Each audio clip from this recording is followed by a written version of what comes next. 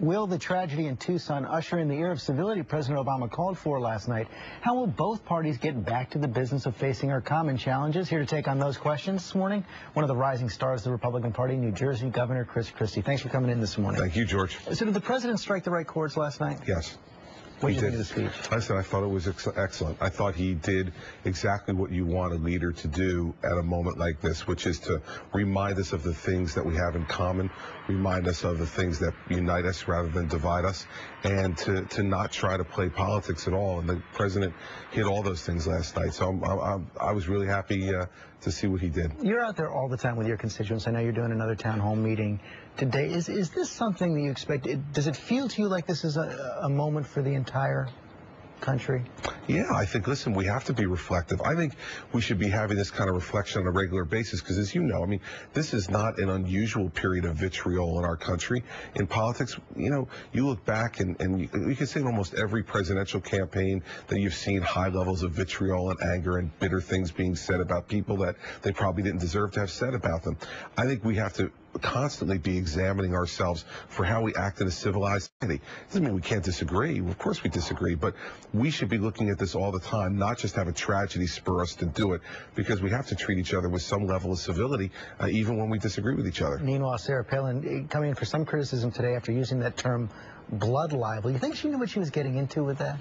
I don't know. I have no idea. But what I would say is I think that, you know, I don't think anybody really believes that, you know, Governor Palin was trying to make someone get hurt or bring violence on. And I think she just should have said that and left it at that.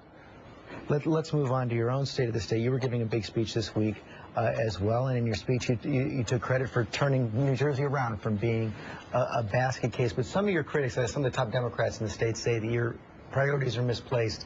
One counted up the number of times you used the word jobs in the speech, said it was only 4. Your response? Because we're creating jobs, not talking about it. When I came into office, unemployment was over 10% in New Jersey and above the national average.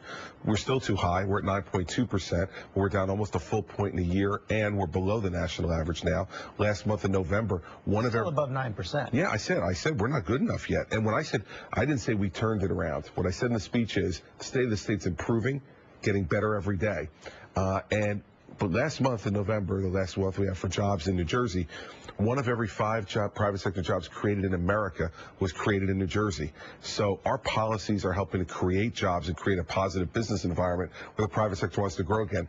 You know, you can talk all you want about jobs. It's about creating them and putting people back to work. One of your big issues also is education reform. The former chancellor of the D.C. schools, Michelle Rhee, was in the audience watching your speech. The president has also hit those themes of education reform a lot. Is this an issue where Republicans and Democrats can find common cause? Absolutely. Absolutely. And Michelle Rhee's a Democrat. I had Mayor Cory Booker of Newark in the audience as well. We're working on reforming the Newark public schools together with the help of Mark Zuckerberg from Facebook and the challenge grant to the city of Newark. And I've said from the time of the campaign when I was running in 2009 that President Obama and I agree on this issue, agreed much more than he did with my predecessor on the issues of real education reform. This is the transformational issue that can also bring both parties together if we just rise above the interests, the special interests that want to protect a failed status quo. Tip O'Neill said all politics is local. You came in for some criticism after the post-Christmas blizzard, including from former mayor of New York, Rudy Giuliani. If he asked me my advice, I would have said, they elect your governor. They got an emergency. They expect you to be there. You got to be there if you are a governor, a mayor, or even a president if it's important enough. He said he shouldn't have been in Disney World. Listen, I know you'll find it shocking that 2 strong-willed Italian guys from the Northeast disagree about something. I have great respect for the mayor. We disagree on this one, but we agree on so many more issues that Mayor Giuliani and I, 2 former U.S. attorneys, will disagree at times on things. This is one that we do. Finally, Rush Limbaugh has something of a man crush on you. He and many others are trying to get you into the presidential race. You've said time and time again, you're not running. I take you at your word, but try to encapsulate what you think the Republican Party needs, who they need to nominate. What kind of a person in 2012? We need to nominate someone who the American people believe will actually walk the walk and not just talk the talk on reducing the size of government and bringing our tax structure and our spending, most importantly, under control. And that person has to prove they're willing to do the difficult things, not just talk about them, because they've heard plenty of talk, especially from our party. And, you know, I said this fall when we were campaigning for Republican candidates around the country, this is the Republican Party's last chance.